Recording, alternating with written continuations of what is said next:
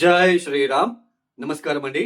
2025 December మాసంలో ద్వాదశ రాశి వాళ్ళ మాస ఫలితాంశాలు ఎలా ఉంటాయో ఒక్కొక్క రాశి గురించి మనం తెలుసుకుంటూ వెళ్దాం. ముఖ్యంగా ఈ ఒక్క మాసంలో గ్రహ సంచారం తెలుసుకున్నట్లు కనుకైతే శని మీన రాశిలో సంచారం చేస్తున్నారు. అయితే ఆయన ఇన్ని రోజులు వక్రించి సంచారం చేశారు. ఇక మీద వక్రత్యాగం చేసి అంటే సవ్య మార్గంలో ముందుకు వెళ్తారు ఇక మీద. ఇక రాహు కుంభంలో సంచారం, కేతు సింహ రాశిలో సంచారం, గురువు గారు వక్రించి కర్కాటక రాశిలో అయితే సంచారం చేస్తున్నారు. అయితే ఈ డిసెంబర్ 5వ తేదీ ఆయన అదే వక్ర మార్గంలో వెనక్కి ఇంటికి అంటే మిథున రాశికి వెళ్లి సంచారాన్ని ప్రారంభం చేస్తున్నారు. ఇక సూర్యుడు డిసెంబర్ 16వ తేదీ వరకు మాత్రమే వృశ్చికంలో సంచారం, తదుపరి ధనుసు రాశికి వెళ్లి సంచారాన్ని ప్రారంభం చేస్తున్నారు. ఇక కుజుడు డిసెంబర్ 7వ తేదీ వరకు మాత్రమే వృశ్చికంలో సంచారం, తదుపరి ఆయన కూడా ధనుసు రాశికి వెళ్లి సంచారాన్ని ప్రారంభం చేస్తున్నారు. ఇక శుక్రుడు కూడా డిసెంబర్ 20వ తేదీ వరకు మాత్రమే వృశ్చిక రాశిలో సంచారం, తదుపరి ఆయన కూడా ధనుసు రాశికి వెళ్లి సంచారాన్ని ప్రారంభం చేస్తున్నారు. ఇక ఈ మాసమంతా కూడా బుధుడు వృశ్చికంలో సంచారం చేస్తున్నారు. ఈ గ్రహ సంచారం రీత్యా ద్వాదశ రాశి వాళ్ళకి చూడండి ముఖ్యమైన గమనిక. ఇక్కడ ముఖ్యంగా ఈ కుజ సంచారం ఏదైతే ఉందో ఈ ఒక మాసంలో ప్రత్యేకంగా దీని గురించి నేను చెప్పాలి. ఈ కుజుడు ధనుసు రాశిలో సంచారం చేస్తూ ఆయన ఉంటున్న ప్లేస్ నుంచి ఆయన ఎక్కడైతే సంచారం చేస్తుంటారో ఆ ప్లేస్ లో కూర్చొని 4వ దృష్టి అంటే చతుర్థ దృష్టితో చూస్తారు. అంటే ఆయన దృష్టి చతుర్థ స్థానం మీద పడుతుంది. ఈ ధనుసు రాశిలో కూర్చొని మీన రాశిని చూస్తున్నారు. మీన రాశిలో ఎవరున్నారు? శని ఉన్నారు. తర్వాత శని ఒక దృష్టి తాను కూర్చున్న అంటే తాను సంచారం చేస్తున్న ఆయన సంచారం చేస్తున్న ప్లేస్ నుంచి స్థానం నుంచి దశమ దృష్టిని చూస్తారు. దశమ దృష్టి అంటే ఏమవుతుంది? ధనస్సును చూస్తారు. అంటే కుజుడిని శని చూస్తున్నారు, శనిని కుజుడు చూస్తున్నాడు. అయినా తర్వాత డిసెంబర్ 16వ తేదీ తర్వాత ఎప్పుడైతే సూర్యుడు కూడా అక్కడ వెళ్తున్నాడో ధనుసు రాశికి, శని ఒక దృష్టి సూర్యుడి మీద అలానే కుజుడి మీద పడుతుంది కాబట్టి కుజుడి దృష్టి శని మీద. ఇది కొంచెం ప్రాపంచిక విషయాలలో అంత మంచిది కాదు. అలానే ఎక్కువ అపఘాతాలు అయ్యే సూచనలు అంటే ఆల్మోస్ట్ 10 నుంచి 11 రాశుల వాళ్ళకి కూడా చాలా ఒడిదుడుకులు ఇబ్బందులు వచ్చే సూచనలు ఉంటాయి. ఎవరి జాతకంలో అయినా ఒకసారి మీరు చెక్ చేసుకోండి. శని దృష్టి కుజుడికి, కుజుడి దృష్టి శని దృష్టికి అలా ఉన్నట్లు కనుక అయితే చాలా ఇబ్బందులు ఒడిదుడుకులు, మేజర్గా ఏదైనా ఇన్సిడెంట్ జరగడము, అలానే భార్యాభర్తల మధ్య సఖ్యత లేకపోవడము, అలానే ప్రతి పనిలో ఆటంకాలు, యాక్సిడెంట్లు అవ్వడము, బ్లడ్ కి సంబంధించిన ఇష్యూస్ రావడము, ఇవన్నీ ఫేస్ చేస్తూ ఉంటారు. మీరు కావాలంటే మీ జాతకం ఒకసారి చెక్ చేసుకోండి. కుజుడు శని సమసప్తక దృష్టి కనుక ఉంటే లేదా ఇట్లా ఒకరికొకరు చూసుకుంటూ ఉంటే సో ఇబ్బందులు ఎక్కువ ఉండే ఆస్కారాలు ఉంటాయి. అలాంటి జాతకులు ఒకసారి మీరు చెక్ చేసుకోండి. అలానే ఈ రాశి ఫలితాలు అనేది మనము చెప్పుకుంటున్నాం. ఈ గోచారంలో ఏదైతే ఈ గ్రహాల యొక్క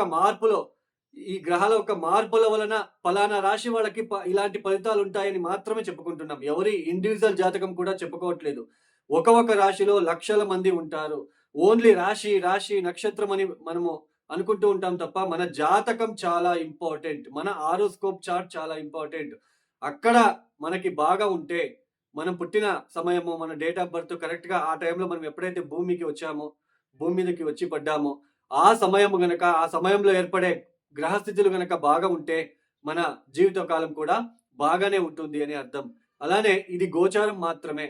మీ జాతకంలో దశాభుక్తి ఏం జరుగుతుంది, సో వాళ్ళు ఎక్కడ ఉన్నారు మీ జాతకంలో, ప్రస్తుతం గోచారంలో వాళ్ళు ఎక్కడ ఉన్నారు, ఇవి రెండు కంపారిజన్ చేసుకుంటేనే అర్థమవుతుంది. అంటే మీ జన్మ జాతకంలో నడుస్తున్న దశాభుక్తి, ఆ దశాభుక్తిల గ్రహాలు మీరు పుట్టినప్పుడు ఎక్కడున్నారు, ఇప్పుడు గోచారంలో ఎక్కడ సంచారం చేస్తున్నారు, ఈ రెండు కంపారిజన్ చేసుకుంటే మీకు అర్థమవుతుంది. ఇలా మనం చూసుకుంటేనే మనకి ఫలితాలు అర్థమవుతాయని నేను ఇక్కడ మీకు ఎందుకు ఇవన్నీ చెప్తున్నాను అంటే, చాలా మంది మీకు చూస్తూనే ఉంటారు. ఫలానా రాశి వాళ్ళు కోట్లు సంపాదిస్తారు, ఫలానా రాశి వాళ్ళకి వసుమతి యోగము, ఫలానా రాశి వాళ్ళకి మాలవ యోగము, హంసయోగము ఏదేదో చెప్తూ మీకు తమ్ముళ్ళు చూస్తూ ఉంటారు. అది గోచారంలో వర్తించదు. మీ జాతకంలో గనక ఉంటే, మీ జన్మ జాతకంలో గనక ఏదైనా యోగాలు ఉంటే అవి పనిచేస్తాయి తప్ప గోచారంలో అవి పని చేయవు. ఇది ఎప్పుడు కూడా గుర్తించుకోండి, గుర్తుపెట్టుకోండి. ఇక ఒక రాశి గురించి మనము తెలుసుకుంటూ వెళ్దాం. 2025 డిసెంబర్ మాసంలో మేష రాశి వాళ్ళ ఫలితాలు. ఈ మేష రాశి వాళ్ళకి ఇన్ని రోజులు శని వక్రించి అయితే సంచారాన్ని చేశారు. ఇక మీద వక్రత్యాగం చేస్తున్నారు.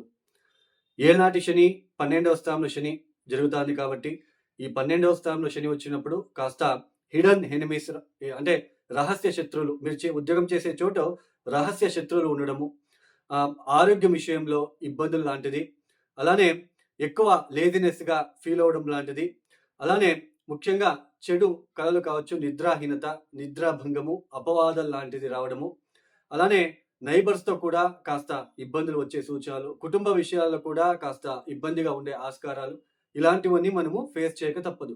అందులోన ఈ ఏళ్నాటి శని అనేది చూడండి, శని 12వ స్థానంలో మేషరాశి వాళ్ళకి వచ్చింది. మీనరాశిలో శని ఎన్ని అష్టకొర్గ బిందువులు ఇచ్చారో అనేది చూసుకోవాలి. అష్టకొర్గ బిందువులు గనక 0, 1, 2, 3 గనక ఇచ్చి ఉంటే వాళ్ళకి ఎక్కువ శాతం ఇబ్బందులుంటాయి.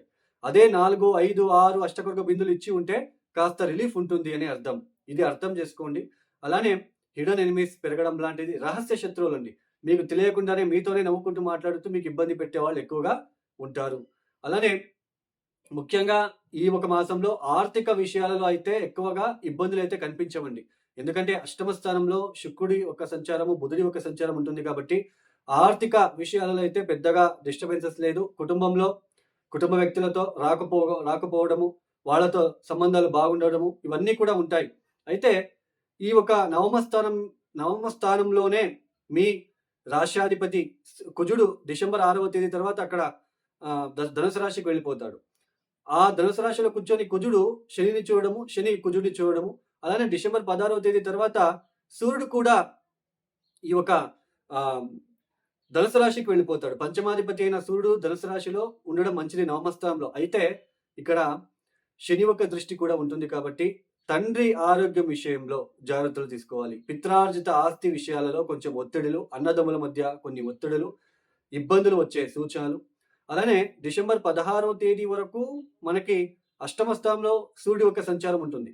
ఇది కూడా అంత మంచిది కాదు. అష్టమ స్థానంలో సూర్యుడు ఉండడం అనేది ఆకస్మికంగా ఆరోగ్య విషయంలో కొంచెం టెన్షన్స్ ఉండడము, అలానే పంచమాధిపతి అయిన సూర్యుడే అష్టమ స్థానంలో ఉండడం అనేది కొంచెం ఓవర్ కాన్ఫిడెన్స్, ఇలాంటివన్నీ ఎక్కువగా ఉంటాయి.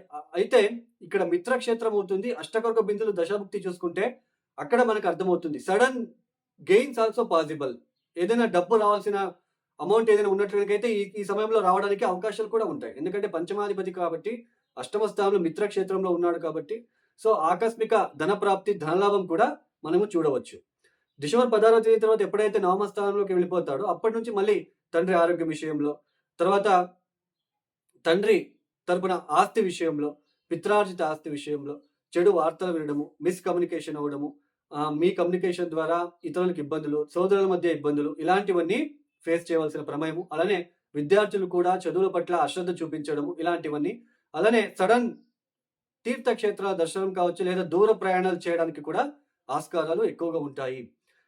ఆల్రెడీ ఔట్ ఆఫ్ కంట్రీ, అలా ఆల్రెడీ చాలా దూరంగా బతుకుతున్న వాళ్ళకి అయితే ఇది కొంచెం పాజిటివ్‌గా ఉంటుంది ఈ ట్రాన్సిషన్. బట్ మన లోకల్‌లో ఉన్న వాళ్ళకి ఇది కొంచెం దూర ప్రయాణాలు చేయాలనుకున్న వాళ్ళకి కొంచెం డిలే అయ్యి లాస్ట్ మొమెంట్‌లో మళ్ళా మీరు దూర ప్రయాణం చేయడానికి ఆస్కారాలు కనిపిస్తూ ఉంటాయి. ఔట్ ఆఫ్ కంట్రీలో ఉన్న వాళ్ళకి సడన్ లాభాలు కావచ్చు, ఉద్యోగంలో డిస్టర్బెన్సెస్ తగ్గడం లాంటిది, ఇవన్నీ కూడా పాజిటివ్‌గా ఉంటుంది. ఎందుకంటే ఈ బుధ, శుక్రుల తాలూకా ఆ ఇబ్బందులు తగ్గడము, తర్వాత శని వక్రత్యాగం చేయడం అనేది కాస్త మీకు పాజిటివ్‌గా ఉండే ఆస్కారాలు కూడా ఉంటాయి. సో మొత్తానికి మేషరాశి వాళ్ళకి ఆర్థిక విషయాలు ఇబ్బందులు ఉండవు. బట్ పిత్రార్జిత ఆస్తి, తండ్రి ఆరోగ్యం విషయంలో ఖర్చులు పెరగడం లాంటిది, సోదరుల మధ్య ఇబ్బందులు, ఇలాంటివన్నీ ఎక్కువగా ఉంటాయని అర్థం. ఈ మేషరాశి వాళ్ళు తప్పనిసరిగా మీరు చేసుకోవాల్సింది లక్ష్మీనారాయణ స్వామిని ఆరాధించడము, లక్ష్మీనారాయణని ఎక్కువ పూజించుకోవడండి. అలానే ముఖ్యంగా మీరు చేయవలసిన పరిహారం ఏంటంటే శ్రీరాముణ్ణి ఎక్కువ తలుచుకోండి. రామాలయానికి వెళ్ళి మీరు యథాశక్తి పూజలు, యథాశక్తి మంత్రాలు చదువుకోవడము, అది మీరు చేయడానికి ప్రయత్నం చేయండి. ఈ 12వ స్థానంలో ఉంటున్న శని వలన ఇబ్బందులు రాకుండా ఉండడానికి ప్రతిరోజు మానకుండా ఒక సంవత్సరం పాటు లేదా ఒక 108 రోజుల పాటు సాయంత్రం పూట ప్రదోష కాలంలో నువ్వుల ఒత్తులని శివాలయంలో వెలిగించి అక్కడే కూర్చొని ఓం నమః శివాయ చదువుకొని రండి. ఒక 1000 సార్లైన ఓం నమః శివాయ చదువుకొని అక్కడే కూర్చొని మృత్యుంజయ మంత్రం ఒక 108 సార్లు చదువుకొని రండి. పాజిటివ్‌గా మీకు ఒక రిజల్ట్ అనేది చూస్తారు. ఎవరైతే వీడియోని చూస్తున్నారో లైక్ చేయండి, షేర్ చేయండి, సబ్స్క్రైబ్ చేసుకోండి. అలానే ఎవరికైనా ఆస్ట్రాలజీ కన్సల్టేషన్ కావాలనుకున్న వాళ్ళు డిస్ప్లే అవుతున్న నెంబర్‌కి నేరుగా కాల్ చేయండి. ప్రాబ్లమ్స్ చెప్పుకోరాదు. మీ ప్రాబ్లమ్స్ నేను డేట్ ఆఫ్ బర్త్ టైమింగ్స్ ద్వారా ఏదైతే జాతక చక్రం ఉంటుందో మీకు ఇలాంటి ప్రాబ్లమ్స్ ఉన్నాయి, ఈ ఒక విషయాలు ఇబ్బందులు పడుతున్నారు, తర్వాత ఏ పరిహారం చేసుకోవాలి, ప్రతి ఒక్కటి ఎక్స్‌ప్లనేషన్ చేయడం జరుగుతుంది. ఇక ఈ వీడియోని క్లోజ్ చేస్తున్నాను. సర్వే జనం సుఖినో భవంతు. ధన్యవాదములు. జై శ్రీరామ్.